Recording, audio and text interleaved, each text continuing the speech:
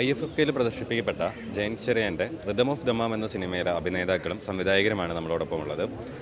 സിനിമയുടെ വിശേഷങ്ങളും അവരുടെ IFFKയിലെ അനുഭവങ്ങളും എന്താണ് നമുക്ക് അവരോട് ചോദിക്കാം. റിതം ഓഫ് ദമാം എന്ന സിനിമ ഇന്ന് ഇവിടെ നമ്മൾ പ്രീമിയർ ചെയ്തു. വളരെ നല്ല റെസ്പോൺസായിരുന്നു. ആ സിനിമ അതിൻ്റെ തീം ഇന്ത്യയിലെ ആഫ്രിക്കൻ ഡയസ്പൊറ കമ്മ്യൂണിറ്റി, ജനറലി സിദ്ധികൾ എന്നറിയപ്പെടുന്ന കമ്മ്യൂണിറ്റിയെക്കുറിച്ചുള്ള സിനിമയാണ്. കമ്മ്യൂണിറ്റിയിൽ നിന്നുണ്ടാക്കിയ സിനിമയാണ്. അത് ഡീൽ ചെയ്യുന്ന ഈ സിദ്ധി കമ്മ്യൂണിറ്റി എന്ന് പറയുന്നത് കഴിഞ്ഞ 300 വർഷങ്ങളുടെ അടിമത്തത്തിൻ്റെ ഒരു ഭാരം വരുന്ന ഒരു കമ്മ്യൂണിറ്റിയാണ്. ജനറലി ഇവർ north east Africa, south east Africa, Tanzania ഈ മേഖലയിലുള്ള ബന്ധു ഗോത്രവർഗത്തിൽപ്പെട്ട ആളുകളാണ്. അവരെ കൂട്ടമായി ലോക്കൽ സ്ലേവ് ക്യാച്ചേഴ്സ് പിടിച്ചുകൊണ്ട് ഒരു മൊസാംബിക് തുറമുഖത്തിൽ നിന്നാണ് ഇവരെ കാർഗോ വെച്ചിട്ട് പോർച്ചുഗീസ് ഷിപ്പുകൾ ഗോവയിൽ കൊണ്ടുവരുന്നത്. ആ സമയത്ത് പോർച്ചുഗീസുകാർ മാത്രമല്ല, ഡച്ചുകാരും ബ്രിട്ടീഷുകാരും ഒക്കെ ഈ തരത്തിലുള്ള ട്രാൻസ് ഇന്ത്യൻ ഓഷ്യൻ സ്ലേവ് ട്രേഡാണ്. അതൊരു വലിയ ഹ്യൂമൻ ട്രാഫിക്കിംഗ് ആണ്. അതിനെക്കുറിച്ച് കൂടുതലായിട്ടുള്ള ഹിസ്റ്റോറിക്കൽ സൈറ്റേഷൻസ് ഒക്കെ ഉണ്ടെങ്കിൽ പോലും പൊതുജന ശ്രദ്ധയിൽ, അക്കാഡമിയിലുണ്ടെങ്കിൽ പോലും പൊതുജന ശ്രദ്ധയിൽ അത്രയൊന്നും ഈ സ്ലേവ് ട്രേഡിനെ കുറിച്ച് പറയാറില്ല. ഇന്ത്യയിൽ 1835 ബ്രിട്ടീഷ് ക്വീൻ 1833 ചാർട്ടർ ആക്ട് പ്രകാരം സ്ലേവറി നിരോധിച്ചു. ഇപ്പോൾ ജനറൽ ഇന്ത്യയിൽ സ്ലേവ് ട്രേഡ് അതുവരെ വളരെ സമർത്ഥമായി നടന്നുകൊണ്ടിരുന്നതാണ്. അത് ബ്രിട്ടീഷ് ഇന്ത്യയിൽ നിരോധിച്ചപ്പോഴും ഗോവയിൽ പോർച്ചുഗീസ് ഗോവയിൽ അത് തുടർന്നുകൊണ്ടേയിരുന്നു. അത് 1865 ബ്രിട്ടീഷ് ഗോവയിൽ പോർച്ചുഗീസ് ഗോവയിൽ സ്ലേവറി അബോളിഷൻ ആകുന്നത്. അപ്പോൾ ടെക്നിക്കലി ഫ്രീ ആയിട്ടുള്ള സ്ലേവ്സിനെ പലതരത്തിലുള്ള ആളുകൾ പിന്നീട് ലാൻഡിനോടൊപ്പം വാങ്ങിക്കുകയും ഹൈദരാബാദിൽ നിസാം ഒരു സിദ്ധി ആർമി സംഘടിപ്പിക്കുകയൊക്കെ ചെയ്തു. അന്ന് അവിടെ നിന്ന് ഫ്രീ ആയ സ്ലേവ്സ് കൊങ്കൺ വനങ്ങളിലേക്ക് രക്ഷപ്പെട്ടിട്ടുണ്ട്. അത് ഈ 1865 1840 ഇടയിൽ സമർത്ഥമായ രീതിയിലൊക്കെ ഗോവയിൽ പല ചരിത്രപരമായ കാരണങ്ങളാൽ ഗോവയിൽ നിന്ന് വിമോചിതരായ അടിമകൾ കൊങ്കൺ ഫോറസ്റ്റ് ഏരിയയിലേക്ക് രക്ഷപ്പെട്ടിട്ടുണ്ട്. ഉദാഹരണത്തിന് ഗോവൻ ഇൻക്വിസിഷൻ കാലത്ത് അന്നത്തെ പേഗൻ ആചാരങ്ങൾ അനുഷ്ഠിക്കുന്ന കൺവേർട്ടഡ് ക്രിസ്ത്യൻസിനെ ശിക്ഷിക്കുന്നതിൻ്റെ ഭാഗമായിട്ട് അവരുടെ സ്വത്തുക്കൾ പിടിച്ചെടുക്കും.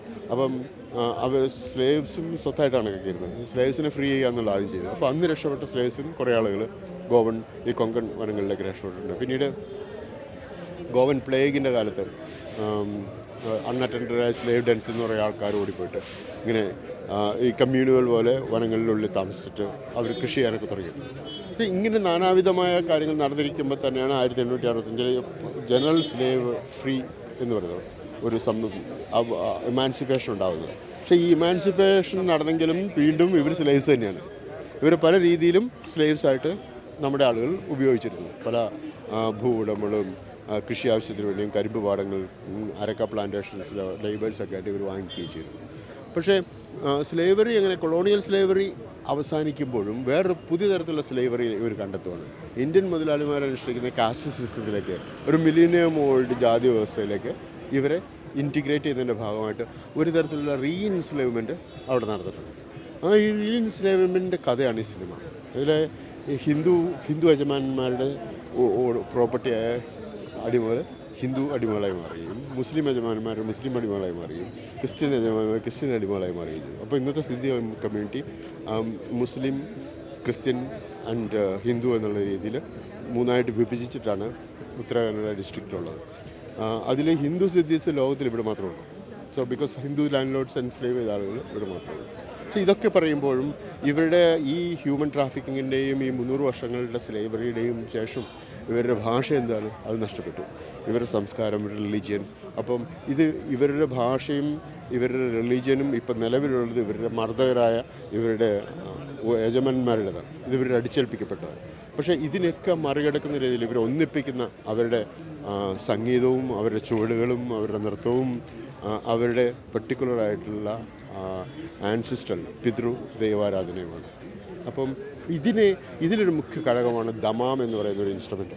ആ ഇൻസ്ട്രുമെൻ്റാണ് ഈ സിനിമയുടെ പേരായിട്ടുള്ളത്, റിതം ഓഫ് ദമാം.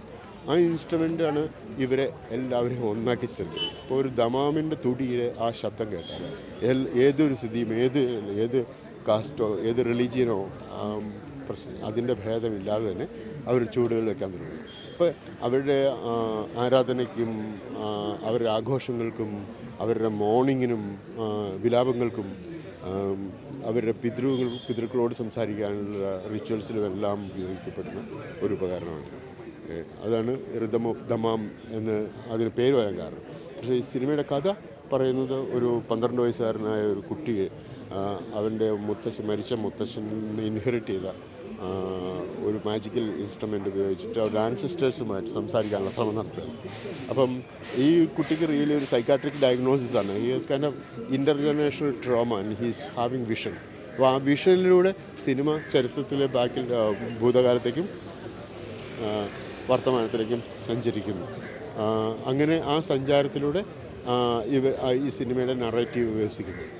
ഈ സിനിമയുടെ ലക്ഷ്യം എന്ന് പറയുന്നത് ബഹുവർണ്ണമാർന്ന ഇന്ത്യയുടെ മൾട്ടി എത്നിക് കമ്മ്യൂണിറ്റികളിലേക്ക് ഈ സിദ്ധി കമ്മ്യൂണിറ്റിയെ കൂടി അതിൻ്റെ വിഷ്വൽ നറേറ്റീവിലേക്ക് ഇൻറ്റിഗ്രേറ്റ് ചെയ്യുക എന്നുള്ളതാണ് ലക്ഷ്യം.